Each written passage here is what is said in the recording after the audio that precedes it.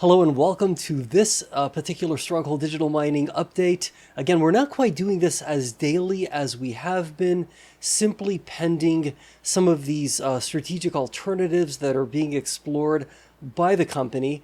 But something that I do want to point out is that we are anticipating, at least I'm anticipating, a May 2024 Bitcoin mining update.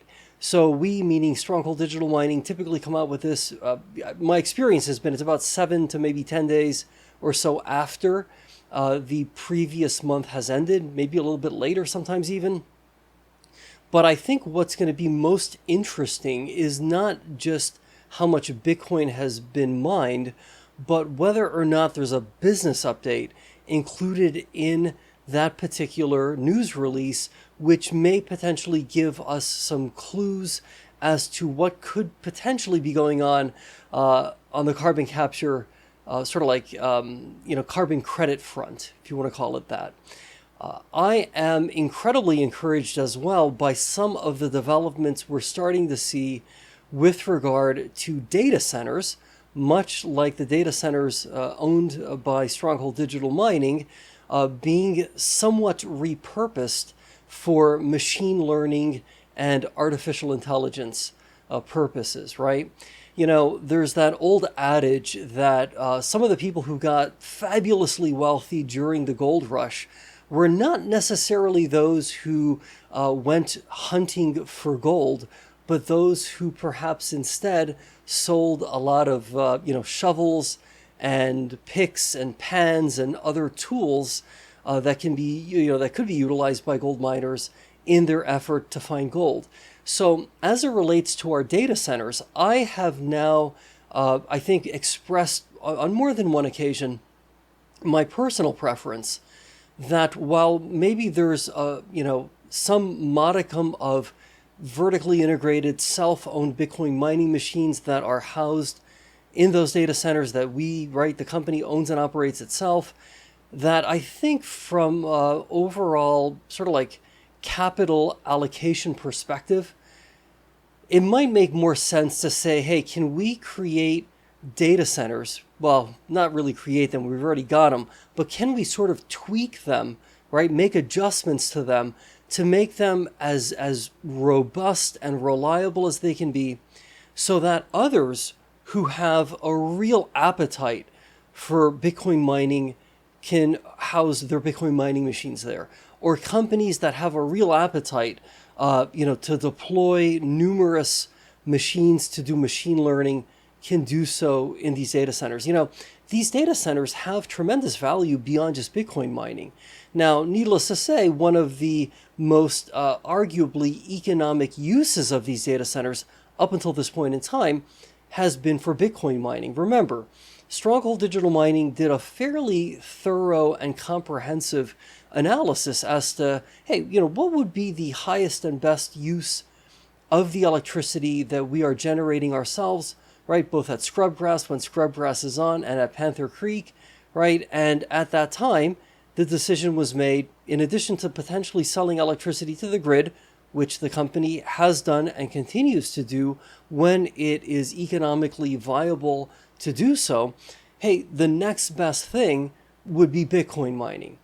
So arguably, we've been doing the right thing up until this point. Now, based on the information that we've been able to obtain as a result of being in this market for, a number of years now, I think there's an argument to be made, or at least part of the equation should be, hey, are we better off potentially spending upwards of $100 million to, sort of like re-energize the data centers with brand new Bitcoin mining machines? Or does it perhaps make more sense to allocate what capital is available to be allocated towards really trying to ramp up the carbon capture initiative, and to really try to set up these data centers so that others can come in and take advantage of them and use them, be it for machine learning, artificial intelligence, or Bitcoin mining, or anything else, right, for which somebody might have an interest in using these data centers? And is there a way to structure that so that Stronghold Digital Mining is recouping its costs plus some margin? right? Now, needless to say, that's not right. That's not exactly a hyper growth business, right? Saying, hey, we're going to earn a predictable, rate of return based on companies, right, utilizing these data centers. That's not the formula for, right, hyper growth where it's like, hey, revenue's quadrupling every quarter, right? That sort of thing. But at least from a strategic perspective, it means that we are no longer on that hamster wheel, so to speak, of feeling as if though, not even just feeling, but kind of like being compelled to say, okay, the machines we've got that we own are now obsolete, the Bitcoin mining machines, that is. They're not really doing what they were doing a couple of years ago, year and a half ago. It's time to buy brand new ones. And thus we begin this cycle of tremendous capital expenditure to buy these Bitcoin mining machines. And in so doing, create a situation where from a shareholder perspective, right, you're saying, hey, well, are we ultimately recouping that investment in these Bitcoin mining machines? And are we then able to earn a return on that investment? Or are we simply just treading water and just, pouring all of this capital into an endeavor that feels mathematically like quicksand, right? You kind of get one leg up out of the quicksand and it's like the other one sinks in and you're just kind of quagmired. It's just something I think for the board to consider. I know certainly, I would be mentioning this. I mean, look at the very, very capable, intelligent board. I'm convinced that option is being explored. Yes, it is true. If you own and operate your own Bitcoin mining machines, you get to keep 100% of that revenue. And when Bitcoin mining makes a lot of sense, well, then that's a good strategic way to do things, right? You just keep all that money yourself. But you've spent a lot of money. I mean, like a lot of money to acquire those Bitcoin mining machines. So the downside is, hey, what if the network hash rate just shoots up? Suddenly those, really efficient Bitcoin mining machines aren't really perhaps as efficient in the context of, the network itself having really, gone up, right, in terms of the network hash rate. So you're kind of back to square one. See what I mean? Now, you might say to yourself, well, hey, you're saying this. What company would want to pursue Bitcoin mining given what you're describing? Well, the good news is there are a lot of companies that are really good at this. They're really good at selling stock, raising, upwards of $1 billion, right? They have infinite access to capital through the sale of shares, which the market happily then buys.